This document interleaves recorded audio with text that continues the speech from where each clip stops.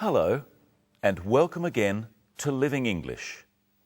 Today, we'll look at reporting on something you did, and we'll look at more of the little words called prepositions. But first, let's see sisters and brothers. In the last episode, Anne was at the market. She was buying food to cook at Sarah's house when she thought she saw her brother. We catch up with her at the market when she comes across somebody else she knows.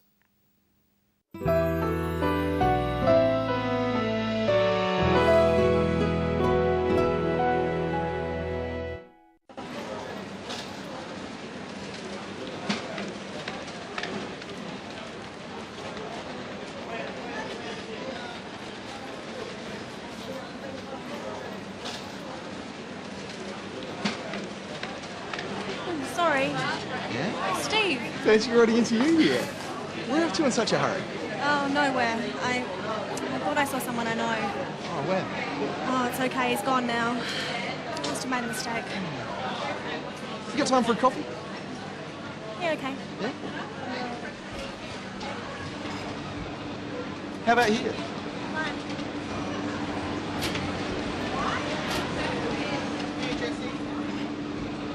So what are you doing at the market? I'm cooking at your house on Friday, remember? Of course, Friday. That'll be great. What about you? Do you come here often? What's funny? When someone says, do you come here often, it's what we call a pick-up line. You know, when someone's I know what a pickup line is. Sorry. I come here every week to buy fruit. I like fresh fruit for work. What are we having for dinner? You'll find out on Friday. What would you like? Cappuccino? Yeah. And a tea, please. Tea? No worries. Do you want me to take you shopping home? I can put it in the fridge for you. No, that's okay. I have a fridge in my room at the hotel. The person you saw, who did you think it was? It's a long story. Maybe I'll tell you later. On Friday? Maybe. Let's look first at how Steve and Anne meet and what they say to each other. Sorry. Yeah? Steve. Fancy writing into you? Where are you to in such a hurry? Oh, nowhere. I thought I saw someone I know. First, Steve says, "Fancy running into you." He is surprised at meeting Anne by chance.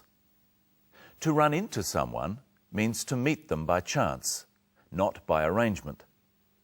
Practice saying, "Fancy running into you" with Steve. Fancy writing into you? Steve asks her a question. He says, "Where are you off to in such a hurry?" Where are you off to means the same as where are you going? Listen again to Anne's answer. Oh, nowhere. I thought I saw someone I know. We say, "I thought," to talk about ideas we have that might change or that we're not sure about. Anne says that she thought she saw someone she knows, but she isn't sure. Practice saying, "I thought I saw someone I know" with Anne. Oh, nowhere. Oh, nowhere. I thought I saw someone I know. Notice that this has two past tense verbs, "I thought" and "I saw," because both the thinking and the seeing took place in the past. Let's practice saying, "I thought I," with some other examples. Had my passport with me. I thought I had my passport with me. Phoned you yesterday. I thought I phoned you yesterday. Had plenty of time. I thought I had plenty of time. In all these examples, saying "I thought" really means that you now realize you were wrong. I thought can be used in another way, to tell someone else they are wrong. For example, I could say, "I thought I said don't be late." Try these examples. you had the keys. I thought you had the keys. He booked the hotel. I thought he booked the hotel. They said 10 o'clock. I thought they said 10 o'clock. Later, Anne admits to Steve that she thinks she was wrong. Listen to what she says. I must have made a mistake. Must have is short for must have. Practice saying, I must have made a mistake with Anne. I must have made a mistake. Another way of saying this is, I must have been mistaken. Say this after me. I must have been mistaken. And you can also just say, my mistake. Say this after me. My mistake. Steve asks Anne to have a coffee with him. Watch how he does this. Have you got time for a coffee? Have you got is the same as saying, do you have? So, have you got time for a coffee means, do you have time for a coffee? Practice saying this with Steve. Have you got time for a coffee? Steve is making a suggestion that they sit down and have a coffee. You could use this to make other suggestions too. Try saying, have you got time for these things? For a walk. Have you got time for a walk? To talk. Have you got time to talk? Look at another way Steve makes a suggestion. What about you? Fine. When Steve says, how about here, he's making a suggestion. How about means, what do you think about? Or, is this okay? You can use how about to make any suggestion. It's fairly informal. Try these ones after me. How about going to the movies? How about a cup of coffee? So if you say, how about a cup of coffee to someone, it's the same as saying, let's have a cup of coffee. When Steve says, how about here, he means, let's sit here. And Anne agrees by saying, fine. Fine is the same as okay.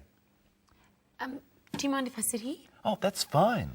Hello, Michelle. Hello, Brenton. Hello, everyone. Fancy seeing you here. Well, how are you? Well, all right, but I need to go to the dentist tomorrow, and I haven't got time. How come? Well, here's tomorrow on my diary. As you can see, it's fairly full. So where will you be at 10 o'clock? At the hairdresser's. I'll be there for 2 hours. Really? Where will you be at 1 o'clock? At the supermarket. I must get my shopping done. Where will you be at 3 o'clock? At the hospital. I must visit my aunt, who's very ill. You're right, you can't go to the dentist. I'm okay with that. Let's look at when we use at before names of places. First listen to Steve and Anne. So what are you doing at the market? I'm cooking at your house on Friday, remember? Steve asks Anne what she's doing at the market, and Anne reminds him she is going to cook dinner at his house. Why doesn't she say in the market and in the house?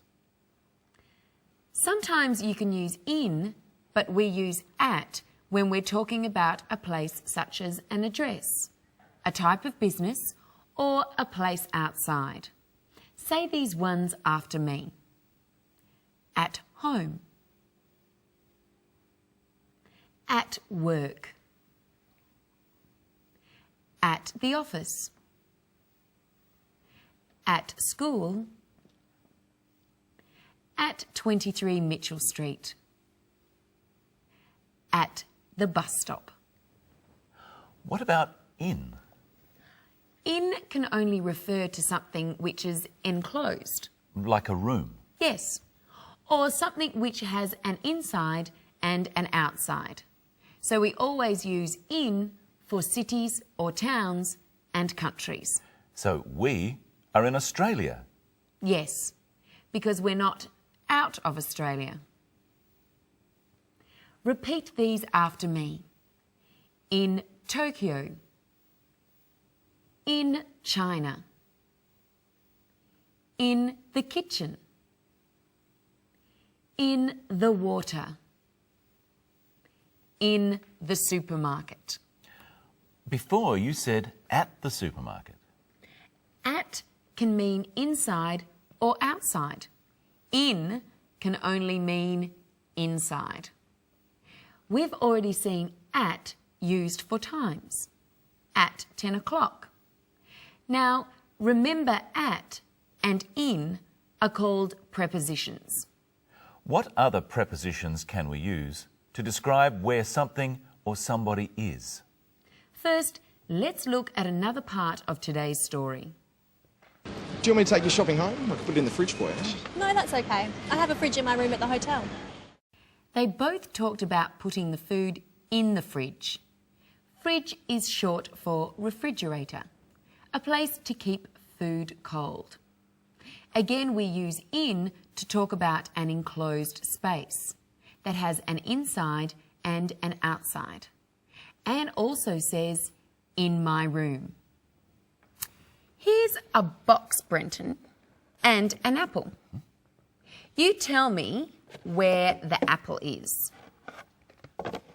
It's in the box. Now, where is it?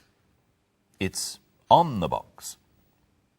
We could also say it's on top of the box. And where's the box?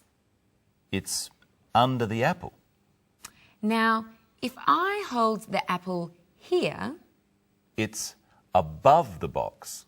Or we could say it's over the box. and where's the box? It's beneath the apple. Or we could say it's below the apple. So we use on and under when the apple and the box are touching. But when they're not, we use over or above and beneath or below. So I would say the plane is flying above the ground and worms are beneath the ground. Let's revise. You say where the apple is.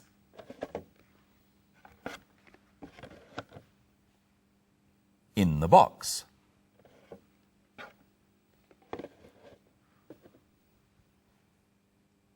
On the box. Over the box or above the box. Now say where the box is. Under the apple. Beneath the apple or below the apple. There's two more to learn. What am I doing now, Brenton? You're putting the apple into the box. Into. We use into when talking about actions. Putting the apple into the box. Going into the house. Getting into the car. And what am I doing now? You're putting the apple onto the box. Onto is used for actions too. Well, we're out of time again. And we'll be back next episode when we'll be looking at describing objects and the phrase might have been.